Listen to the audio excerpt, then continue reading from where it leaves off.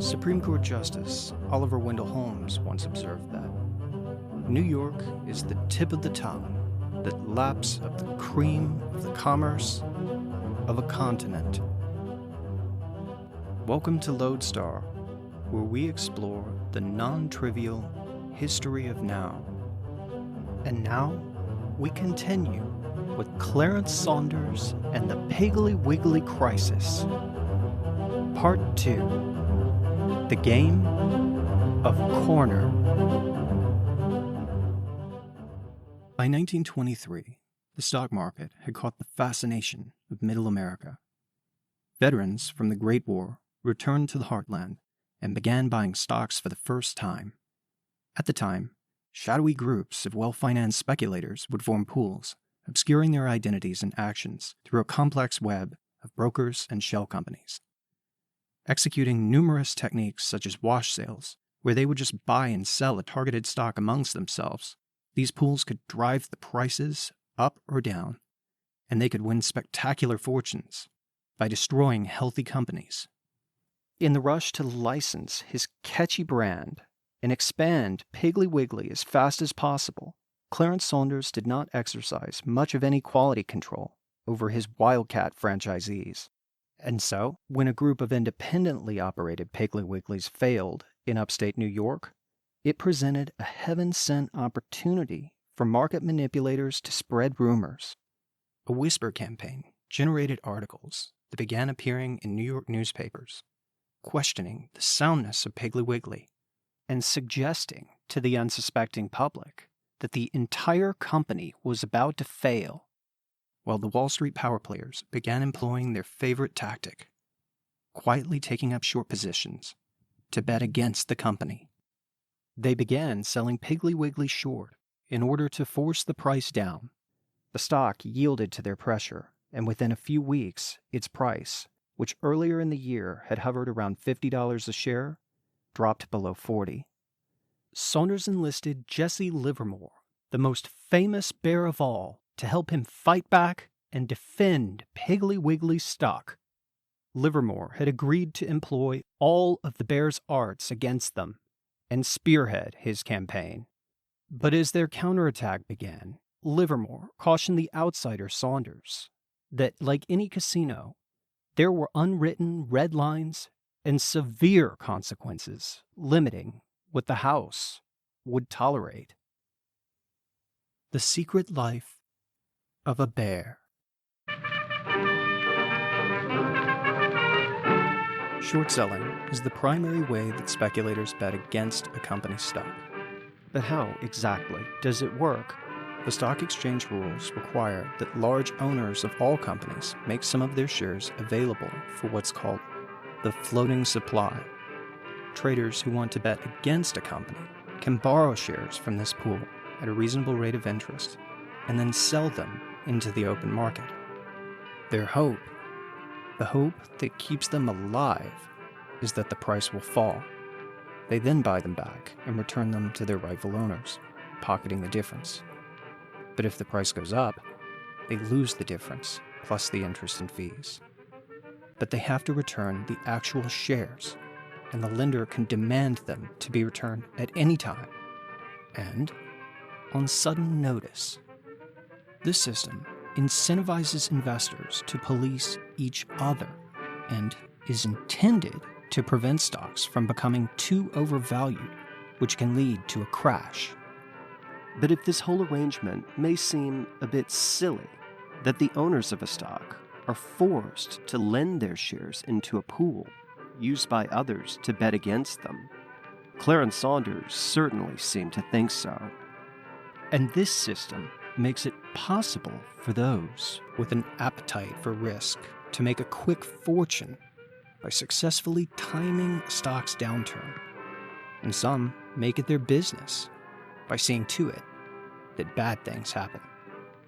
In those wild pre-crash days, although fleecing the public through smash-and-grab market manipulations was technically legal, its players would risk the torches and pitchforks of their victims if ever stripped of that one thing that every thief requires: absolute anonymity. For the lords of Wall Street, the chances of public exposure and rough justice were fairly remote. But there was another huge risk to consider when betting against a company's stock.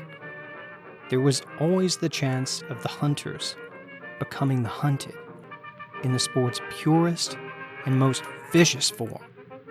Because the bears relied on a veil of secrecy to execute their attack, another skilled predator could use this same tool to hunt down and corner them, landing the coup de grace with a fatal 1-2 punch. First, the would-be corners buy up not just all of the available shares, but more than all of them.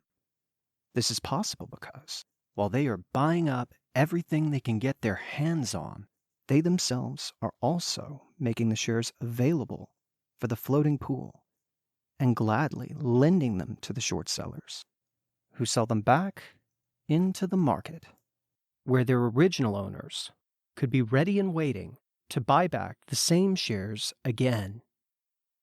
But pausing for a moment, if the mechanics of all this seems a bit confusing, don't worry. It'll all become clear why it's worth understanding very soon. Just keep in mind that shorting stocks can be a risky business, and whenever one of these bets runs into a guy as seriously ticked off as Clarence Saunders, who's willing to go all in on a short squeeze, the stakes for both sides can rise in a heartbeat, and things can get very interesting. You could think of it like Wimpy from the old Popeye cartoons, whenever he'd say, "I'll have a hamburger, for which I will gladly pay you Tuesday." But imagine that if in this deal, he'd have to return the actual burger. And after watching him swallow every last bite, the hamburger man went and bought up all the burgers in town, tossed them all into his freezer, and then demanded back a Whopper, done his way, right away. So then, what could poor Wimpy do? And because the bears were always operating behind blank walls and dealing only with their agents, they could never know exactly who they were selling their borrowed shares to, or who they had borrowed them from. And if it turned out that the who on the other side of that wall was both their banker and their buyer, and had all the while been feeding the snake its own tail, then all the corner had to do was suddenly say, "Give me back all my shares," and they had checkmate. Because then they had to deliver up the shares, and there would be none available at any price, so they would have no choice but to repay that man on the other side of the wall whatever price he demanded. And, at least in theory, the amount of money they could be forced to repay is limitless. As the ghosts of Wall Street's graveyard used to rattle, he who sells what isn't his'n must buy it back or go to prison. In Business Adventures, his classic account of these events, author John Brooks writes, "In the old days of titanic financial debt struggles, when Adam Smith's ghost still smiled on Wall Street, corners were fairly common and were often extremely sanguinary, with hundreds of innocent bystanders, as well as the embattled principals, all getting their financial heads lopped off. The most famous corner in history was that celebrated old pirate Commodore Cornelius Vanderbilt, who engineered no less than 3 successful corners during the 1860s. It's said that behind every great fortune lies a great crime, and many of America's leading families got well in this era. We'll explore many of these figures in a future series on the legends of Wall Street. But first, back to the pig. At the onset of their partnership, Livermore was still stinging from a misadventure gambling on an oil company in Mexico. He'd caught a beating and was now cash poor, but his reputation remained intact. To regain alpha status, he needed a sheep to shear, but knew that if he ever tried to devour one whole, the pack would turn on him and cast him out. And so, a quick in-and-out operation in a heretofore dull widows and orphans type of issue like Piggly Wiggly, Livermore thought would suit his overarching strategy. And he had to make up for his losses fast, because he could see much grander forces in motion. This was 1923, and he needed cash to swing a big line in the fantastic bull market that he knew was just rearing to charge. Saunders headed back south, stopping in every big city to visit his local banker friends and arrange for lines of credit to fuel his buying campaign. On the first day of the duel with the Bears, Livermore bought up 33,000 shares of Piggly Wiggly, mostly from the short sellers, carefully camouflaging his moves behind a web of brokers, both buying and selling, to confuse the street.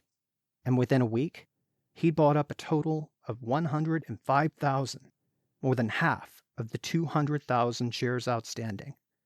But the stock's price was under enormous pressure and didn't budge much at first.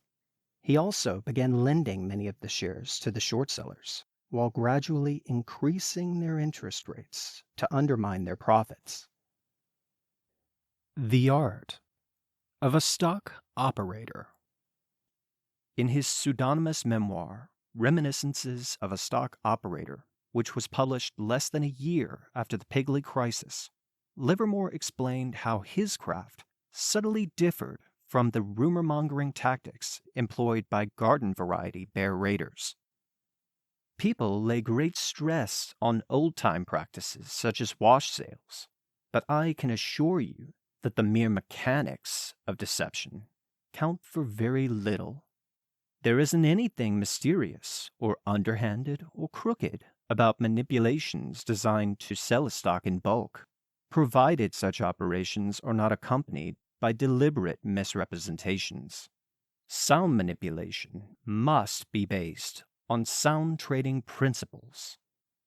So, by shunning the clumsy sort of short-con tactics that only work when no one's watching, Livermore had risen above the huckster class and built his reputation on the street, becoming the kind of quintessential insider that reporters always flock to when seeking to divine the mysterious rhythms of the market. He always began his operations by pulling every lever to create the most favorable conditions possible, and to pave a path of least resistance, which would be necessary for a bullish campaign to succeed. He began searching for nuggets of truth that he could then amplify to regain control of the narrative and shape popular perceptions. So when the market saw a little jump, Livermore seized on the momentum. A cheerful New York Times article proclaimed a rosy outlook for stocks. Under the headline, "Bears Take a Drubbing, Jesse Livermore, who led them 6 months ago, joins the ranks of the Bulls." The article read, "A number of factors combined to help that part of Wall Street which describes itself as constructive to lift its head in hopefulness and to buy stocks." The article made no mention of Piggly Wiggly, but quoted Livermore, pointing to a hopeful business future. It was Mr. Livermore who 6 months ago advised the public that stock prices were in for a prolonged decline. His forecast proved correct and found many followers. A curious turn in the case lies in the fact that the bears, who for 6 months had followed his earlier advice, yesterday found themselves on the side of the fence opposite their leader, who had turned bullish.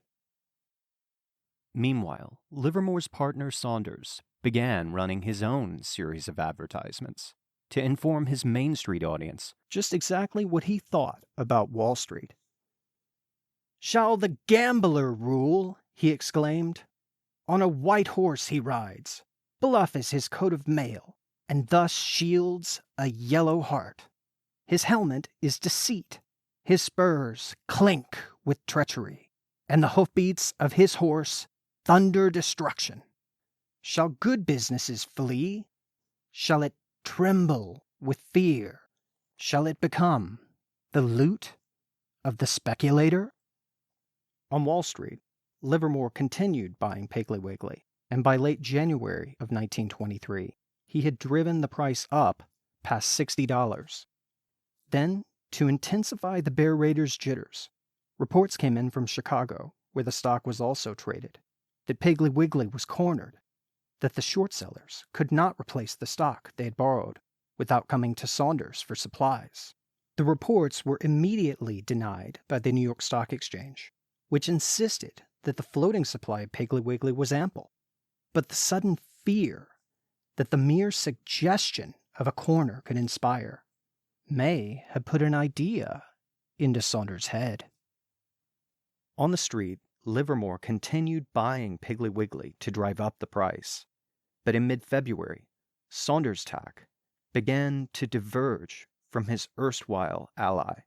He ran an ad offering to sell 50,000 shares of Piggly Wiggly stock to the public at $55 a share. The ad pointed out the stock was now over 60 and paid a healthy dividend, proclaiming an opportunity that only comes to a few, and perhaps once in a lifetime. Modern rules require that stock promotions must be factual, impersonal, and completely stricken of any emotion. But Saunders had been studying every ambiguity of the game's unwritten rules and planned on pushing them all to the limit. John Brooks writes that if his once-in-a-lifetime opening salvo would have caused one of today's SEC examiners to turn pale, his second effort, that he published 4 days later, might well have induced an apoplectic seizure.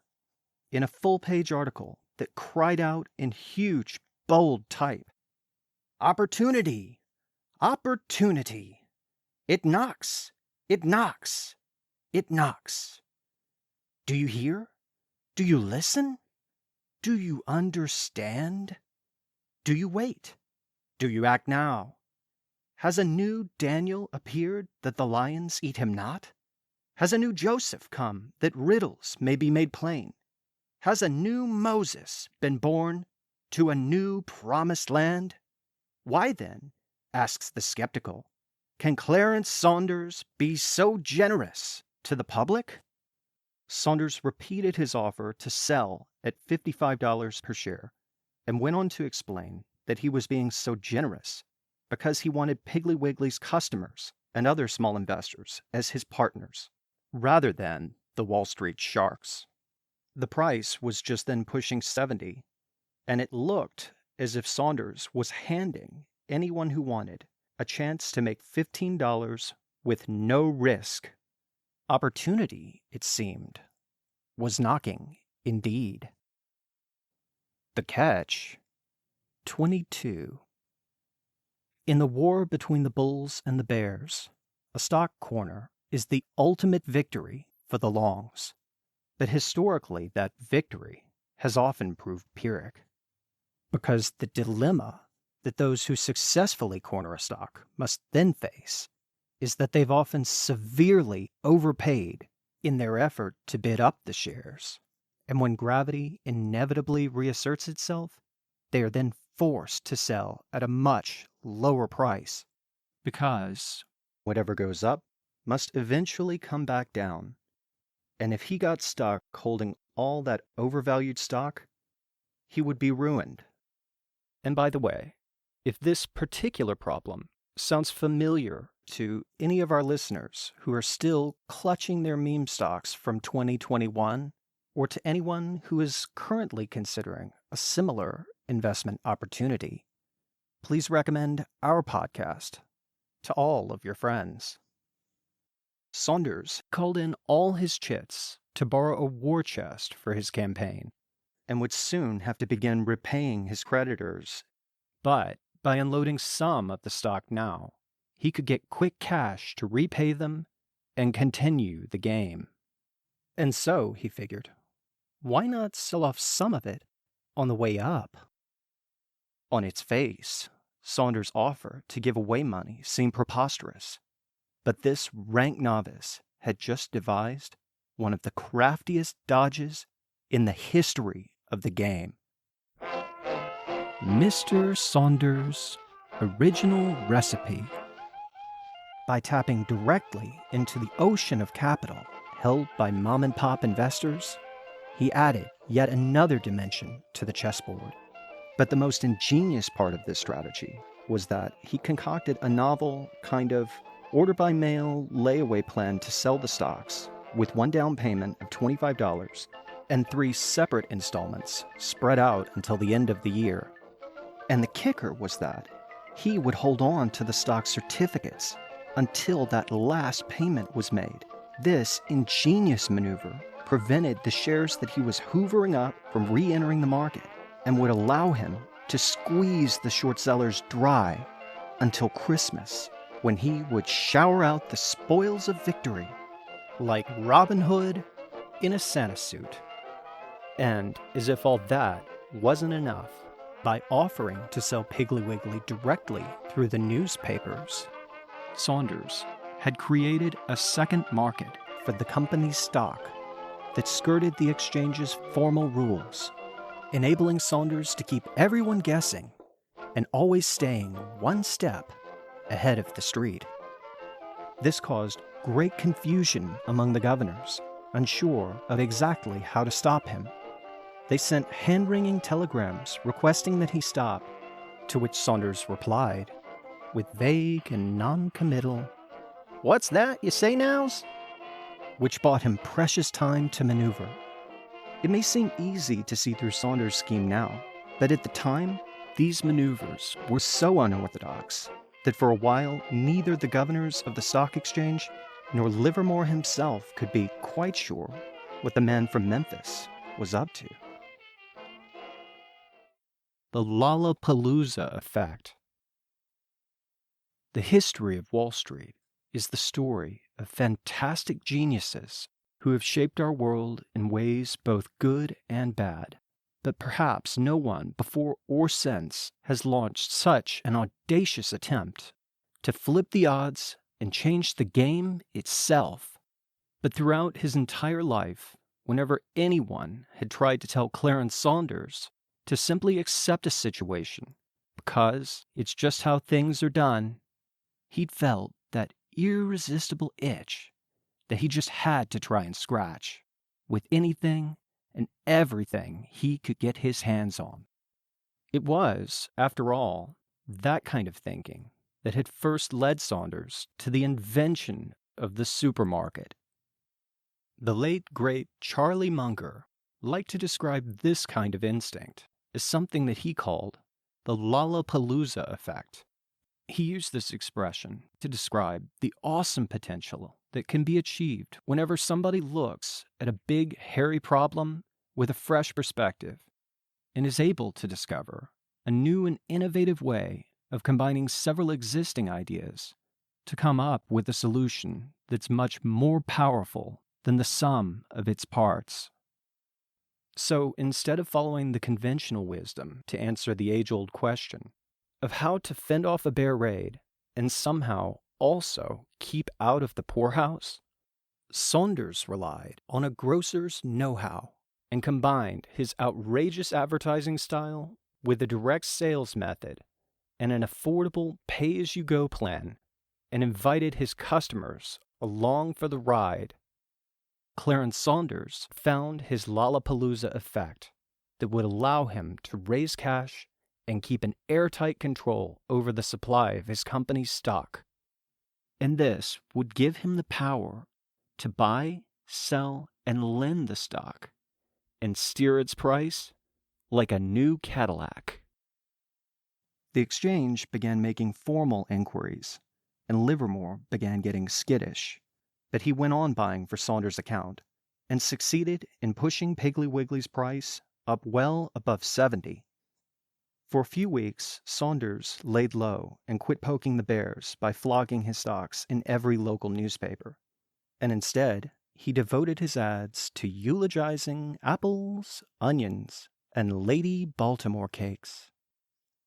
But then, in early March of 1923, he resumed his sales offer inviting any readers who wanted to discuss to drop by for a little chat at his Memphis office. The consummate salesman emphasized that quick action was necessary because time was running out. Time to wrestle a bear. By now, it was apparent that Saunders was trying for a corner, and on Wall Street, it was not only the Piggly Bears who were getting nervous. Livermore, possibly reflecting on that time in 1908 when he had lost almost $1 million trying to get a corner in cotton, couldn't stand it any longer. His icy control over his nerves had made him famous, but Livermore finally admitted that he could not control Clarence Saunders. Livermore had also begun to suspect that Saunders may have been setting him up. His moves had been so strange that even from the inside, Livermore couldn't quite read Saunders' true intentions. He demanded that his partner come to New York and talk things over, and Saunders arrived on the morning of March 12, 1923. Livermore later described the meeting that began as a difference of opinion, whether the goal all along had been to put a hellacious squeeze on the Bears and then let them limp off to consider the error of their ways, or to press on and corner them completely and let the chips fall as they may. Livermore again tried to warn Saunders why this was a very bad idea, as each man studied the other's face, and after laying down every card, Livermore demanded that his partner finally come clean. Saunders grinned, and then revealed that he and his banker friends had also been buying up the company's stock, and he now controlled all but 1,100 of the 200,000 available shares. Livermore fell back in his chair. He'd done it. Saunders asked Livermore to spring the trap, and exactly what was said next between them isn't known, but Livermore said no, and Saunders fired him on the spot. Livermore made for the exit and distanced himself as fast as he could from the storm he saw approaching.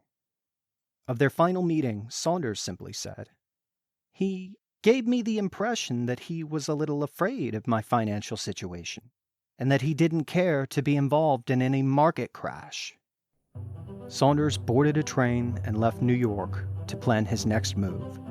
Livermore be damned if he was too scared to finish the game.